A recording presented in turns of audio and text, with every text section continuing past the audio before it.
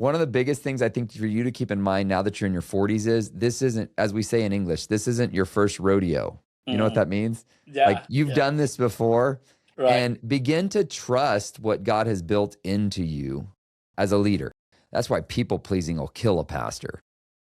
Because as much as we, loving people is what we do, but pleasing people is not what we do. Hey, well, welcome to the Malm podcast. This is our new format where we're going to be talking to people who are looking for help with conquering their mountains. The goal of this podcast is to help people with vision and perspective. And so we'll be doing a little bit of coaching, learning from the people that are calling in. We've got people, all sorts of questions, all sorts of backgrounds lined up over this season. So I'm super excited about it.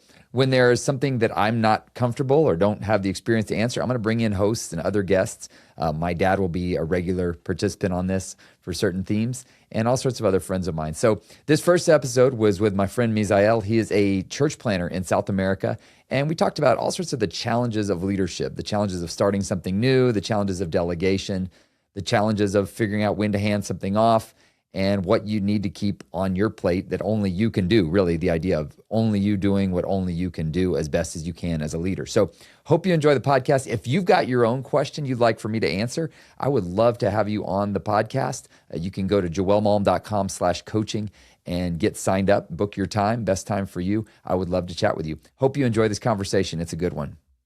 You said you're in a new season of leadership. That's right.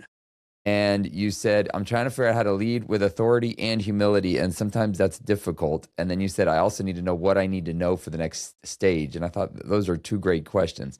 So, Mhm. little background, where are you now and where have you been? Joel, thank you for having me here. My name is Misael. Like you said, I'm from Peru. And I was in Santa Cruz, Bolivia for 18 years, planted churches there. And I just moved here to Asuncion, Paraguay, just 3 weeks ago.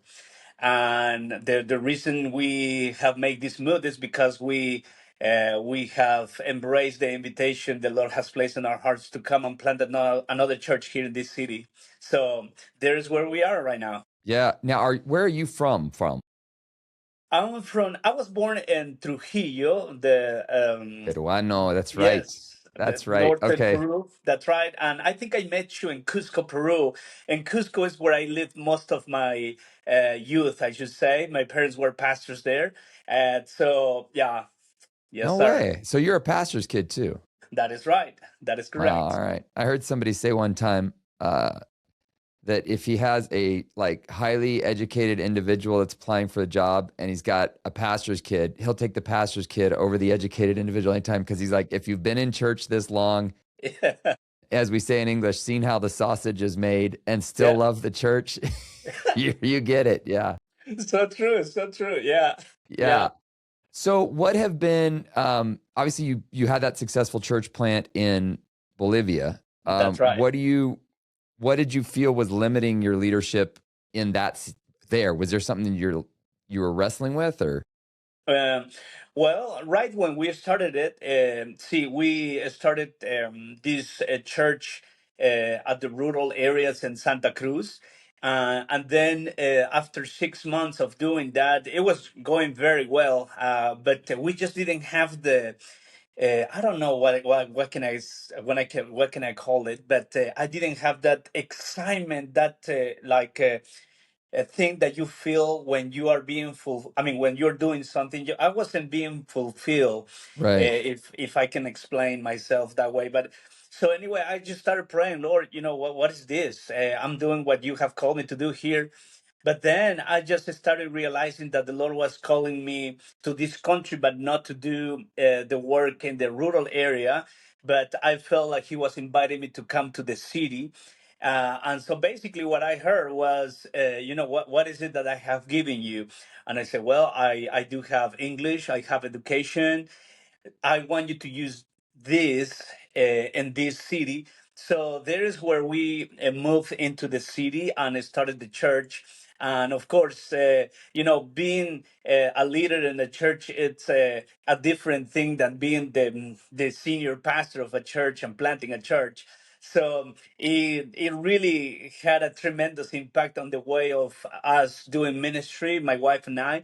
And so one of the challenges that we definitely faced was to relearn new things Yeah. about doing ministry. Yeah. In terms of leadership, what do you feel like you're strongest at, and what do you feel like you're weakest at? I believe I'm very strong on like connecting with people and communicating vision with them and inviting them to come with me like for the journey to accomplish that vision. That is something that I have seen these last 4 years, just adding great people to the team, and I mean communicating the vision, inviting them to come on board, and just embrace what the vision is, and just walk together toward that vision. So Okay. that's That's your strength. yeah. And then my I guess no, I guess I know that one of the difficulties I have is that I'm learning how to be structured and how to create systems so I can position people well. So that's one of the things that I'm like weak as that. Okay. So structures and where to position people. Right. All right. So that makes me think of, I had a meeting with Max Lucado, the Mhm. author. You know, you've Wow. probably seen one of his books. He's written like Yeah. Oh hundreds of yeah. them. Mm. And I asked him, I said, what's the greatest piece of advice you would give to yourself, younger self? And he said, here it is, stay in your lane. And he Oh said, as wow. senior pastor, when you get started, he's like, you've got to be everything. You've got to be human resources, hiring people. You've got to be the vision caster. You've got to be the preacher. He says, but as it built, I tried to stay in all those roles. And he's like, I'm not good at them. He's like, every bad hiring decision we ever made was something I did. He's like, Yeah. so, and I've found that in general, pastors, because they have such a heart for people and a vision for seeing them grow, what Hmm. I've found is they really aren't necessarily that great at hiring people because what they see is potential in them. And they're like, oh, you've got great potential. It's like, Right. yeah, but then maybe they hire someone that's not quite ready for the role yet. Hmm. So it's tricky. So I think one of the challenges you'll have, again, you're basically in some ways starting over with a church plant. So you're going to have to raise up the new leadership. Hmm. One of the key principles I think you're going to keep in mind is, as best as you can, only you do what only you can do. Mm. Wow. So That's good. there's certain things, like for example, let's jump to parenting. Only you can be a parent to your kids. Mm. Whenever we offer, like, we outsource our parenting to somebody else, we don't usually like the results in the end. So if you're, Mm. like, I'm expecting the school to raise my kids, and then they come back with all Accessibility these ideas shortcuts. you don't like, you go, wait, what happened? It's like, well, only you can be the one that should raise your kids, right? So the same thing is true in leadership that I think is important, is figuring out what is it that you bring to the table that really you're the only one that can do that. And then as best as you can, giving to other people what can be done, right? So again, that's hard when you're starting from scratch, because as a church planner, you're everything. I talk to a lot of entrepreneurs and business leaders, and they're like, I'm everything, right? When I started my business, a construction business or whatever, I'm all of them. I'm drumming up gigs, like jobs, and I'm also doing the work, and I'm trying to hire people. So that's a challenge you're going to face. Mm. But I think, one of the things that they say is that they say things don't go wrong, they start wrong. Mm. And so you're in this really beautiful place where you're building a foundation, and you can kind of figure out. The cool thing too is you've had some experience going, I'm not really good at this. So you're going to want to pray in the right people to handle those things that, yeah, you could do them, but you shouldn't have to do them because you've got other things you've got to focus on. And that's the difference between leadership and management, right?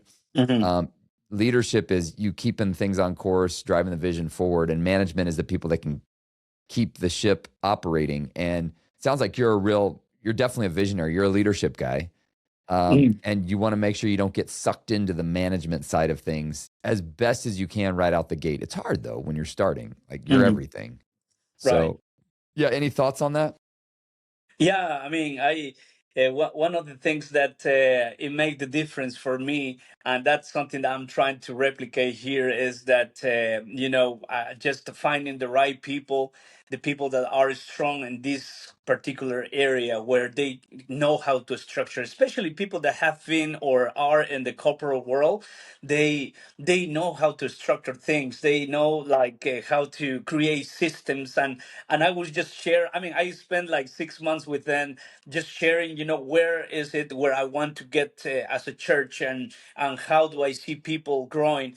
But I just didn't have any idea how to get there as far as like the roadmap. And these people just would help me to create this. And as I see back, as I look back, I say, my goodness, they really make a huge difference. And so right now, I'm looking for people that have that kind of strength that can, add value to me, so I can just enfocarme, so I can Yep. just Focus. be, yeah. I'm a little scared of saying that word because of my accent, but that one thing is that, yeah, you're right. I mean, and this is so good. I mean, what you're saying on just keeping and keep on myself, like, hey, you have to stay on your strength. And so that's awesome. Yeah. Thank you for that.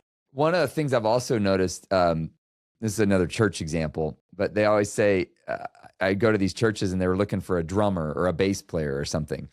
And I would tell them this. I say, if you need a drummer or a bass player, don't like leave an empty bass sitting on the stage, or leave an empty drum set sitting on the stage, because what ends up happening is if you remove it, people will come in and assume, oh, I guess they don't want drums here, or I guess they don't need bass here.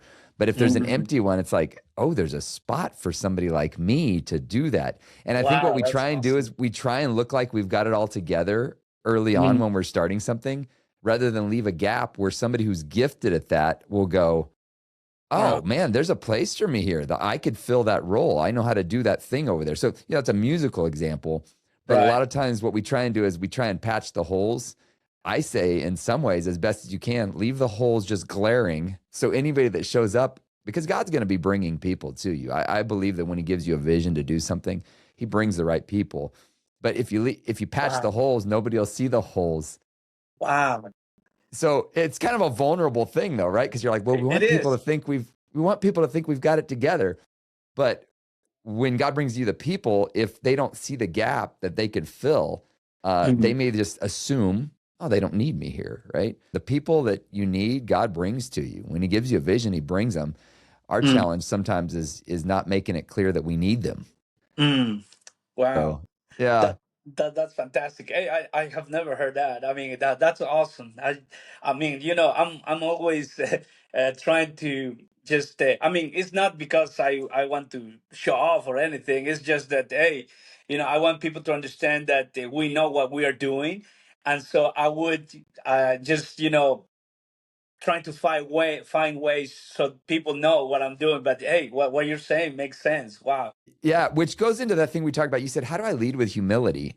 Hmm. And that is a tricky one, because you want to, certain personality types, um, you want to bring consensus. You already said you like to connect people and get everybody on board. But there's also an element of sometimes where it's like, we've just got to say, here's where we're going, get on the ship or don't get on the ship, right? Mm. And I think the humility element comes down to recognizing what you're gifted at. That is really, I think humility is an accurate perception of reality, Mm. and being willing to acknowledge that, right? Like, hey, just so you know, guys, I'm really good at like helping people on the ship know where we're going. I'm really horrible at keeping the ship operational, right? So I need people that can fill in there. And I Wow. think when you're honest like that, I think people are like, I can follow a leader like that. Mm. So I actually think that is authority. Mm. Authority is comes through recognizing your strengths and your weaknesses, but it also is, there's different levels to things, right? So one of the challenges too is I had a pastor that he had built this huge church, and on their like one day they had just moved into their brand new building, and he was talking about what had built this church was servant leadership, right? Mm. So after church, somebody comes up to him and says, hey, servant leader that built this church, the toilet is overflooding in the bathroom. I think you as a servant leader should go take care of it. And my friend was saying, he's like, it was a real dilemma because he's like, the truth is, mm, I should just suck it up and do that. He's like, but there comes a point in your leadership where that's not the best use, best stewardship of what God has given you to do. So mhm, yes, you could go spend 30 minutes cleaning out that toilet over there, or you could be ministering to somebody leaving the church. And a lot of mm, people don't understand that. So they're like, well, as the servant leader, the pastor should be doing all these little things. And that's not an accurate view of what servant leadership is, right? You yeah. serve by leading. Mhm, But there's a challenge because in the beginning, also you are the plumber for the church too. When mm, you're starting a church. yeah.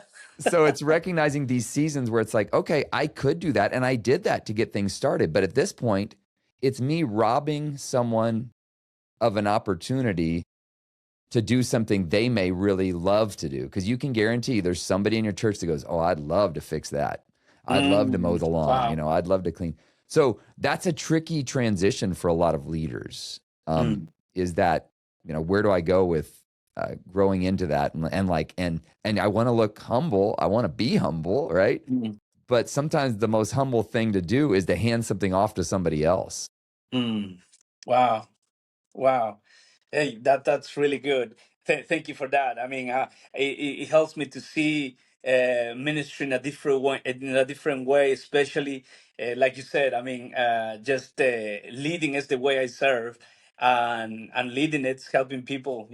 Like just go from A to B, and yeah, especially here in Latin America. In the States might be a little different, or I don't know, but in Latin America, if you are the pastor, if you are the leader, you're supposed to be, just suffering for the kingdom and doing the hard things, and that's the kind of mentality that most of Latin American pastors have.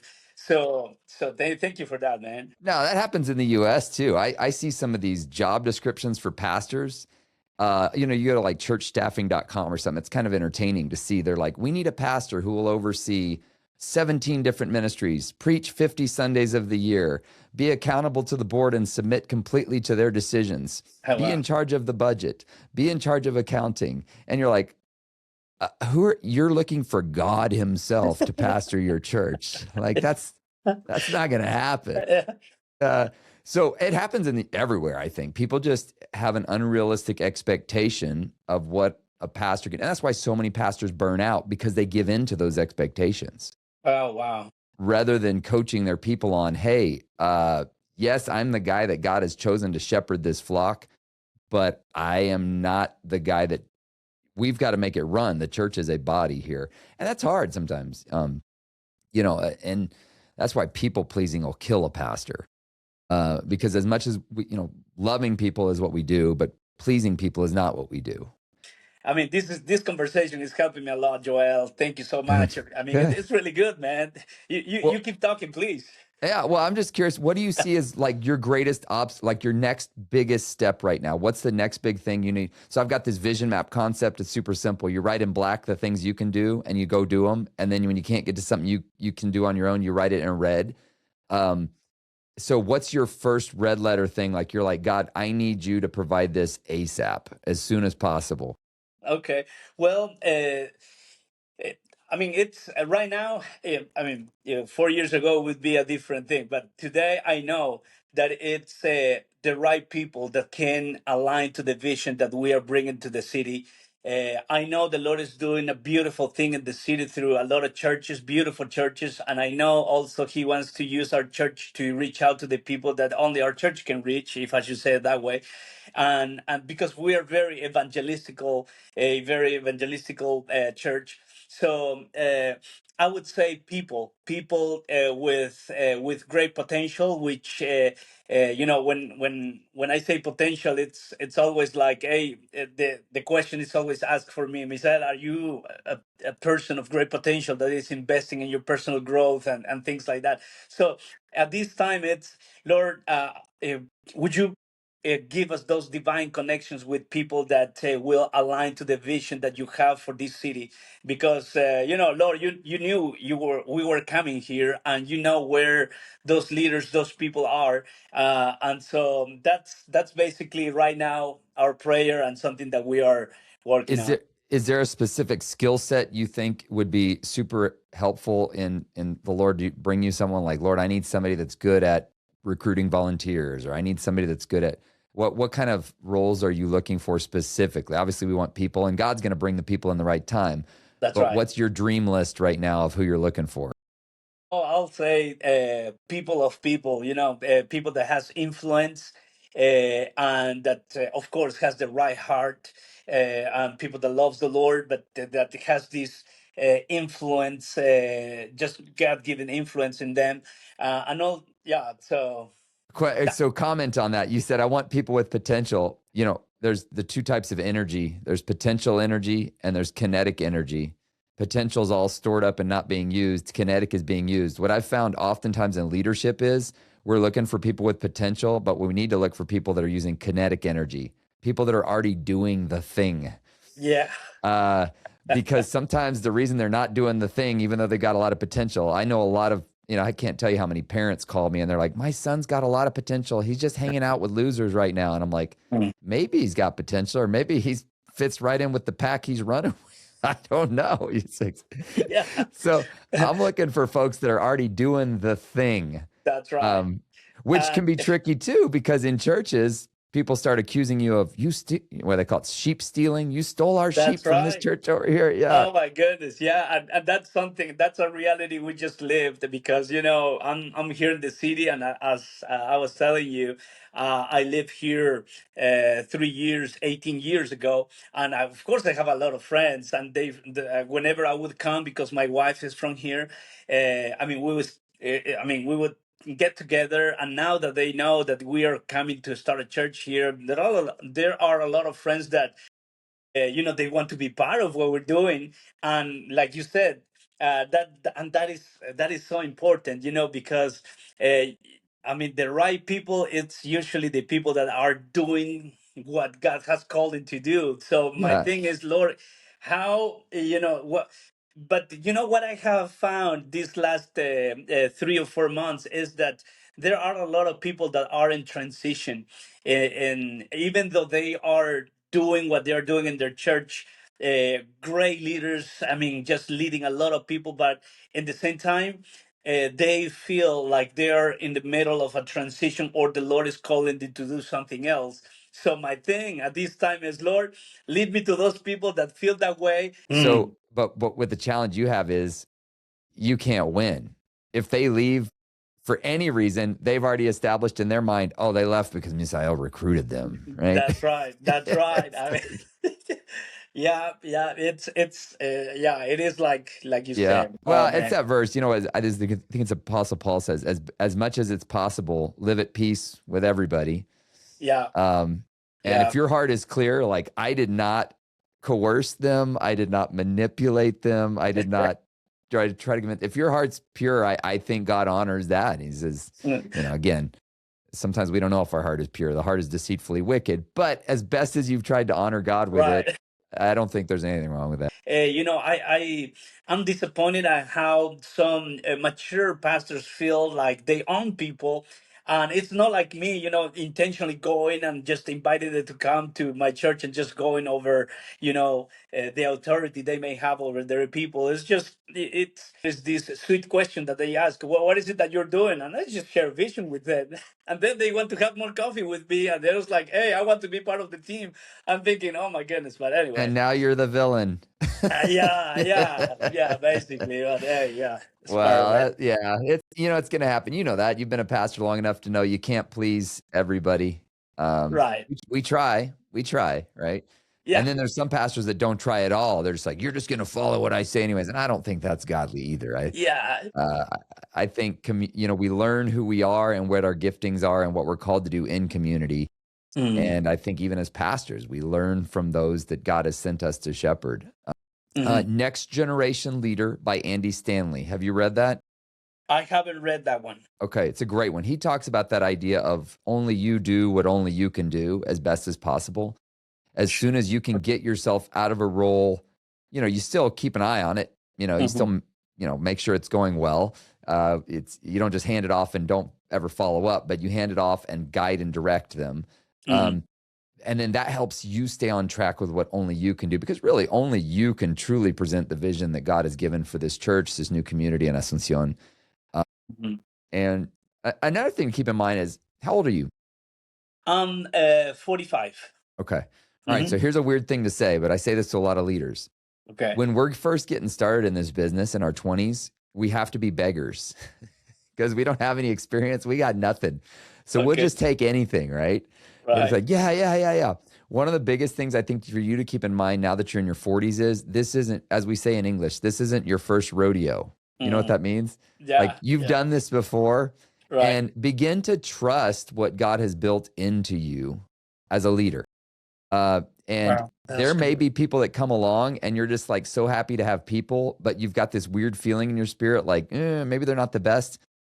Trust that leading, trust that you've got some experience.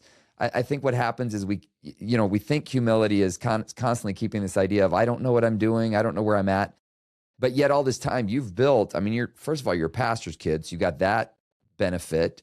Mm-hmm. And then you've got 20 plus years of your own life experience. So you're a leader now. And it's a scary thing when we shift in our 40s to going, in some areas, I'm the most experienced guy in the room, which is scary because most of the time I'm not the most experienced guy in the room, but there's going to be some rooms you step into. And in this church planting area, this isn't your first time doing this. So trust what God has already built into you. And you can stay humble, but still trust, like every time we've done that in the past, it hasn't worked. So somebody comes to you and is like, Pastor, we need to do this. You're like, great idea. Didn't work 3 other times. So, that's the classic human mistake is we go, well, it didn't work in the past because I wasn't in charge. And you're like, come on, bro. Some things just don't work. Yeah. Example, communism. People are like, oh, yeah, well, communism would work if I was in charge. Like, no. The whole system's just... So keep that in mind. And if you, as in your experience, don't doubt what God has already built into you, because you've got a wealth of, first of all, your heritage, la herencia que te dio tu padre. You've got that. And then you've got just your own experience of how this works in Latin America. And again, you're in a slightly different environment in Asuncion, but you trust that inner voice, the Holy Spirit, that's working with experience. So it's not just your experience, but it's the guidance of the Holy Spirit. Wow. Wow, that's good, Joel. Thank you so much.